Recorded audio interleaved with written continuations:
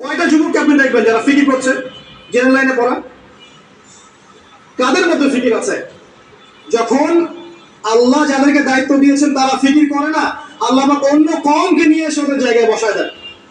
ইস্তাবদিল কওমান গায়রাকুম সুম্মা লা ইয়াকুনু আমসালাকুম, আল্লাহ সূরা মুহাম্মাদের মধ্যে বলেছেন, ইন তানসুরুল্লাহ ইয়ানসুরুকুম, তোমরা আল্লাহকে সাহায্য করলে আল্লাহ সাহায্য করবেন।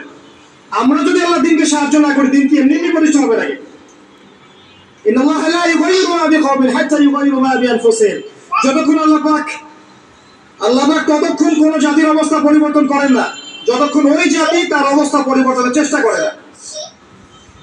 অবস্থা আপনার কাছে ব্যাখ্যা করলাম, উম্মার অবস্থা কি সারা ওয়ার্ল্ডে। এখন আপনি নিজে ব্যক্তিগতভাবে চিন্তা করেন কি করা যায়।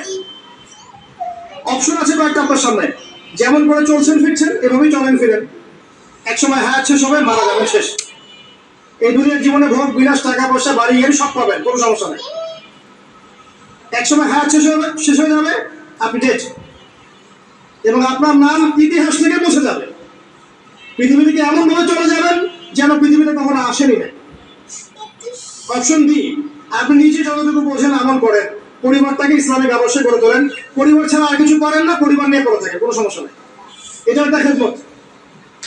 অপশন সি, আল্লাহ পাক আপনাকে আরো বেশি কিছু দিয়েছেন, পলিটিক্যাল পাওয়ার, সোশ্যাল পাওয়ার, উম্মার মধ্যে আপনি আলেম হয়েছেন, আপনার কথা আরো 10-20-30 জন মানুষ শোনে, এই মানুষগুলোকে তো দিনের কথা আনতে হবে, এটা দিনের খেদমত।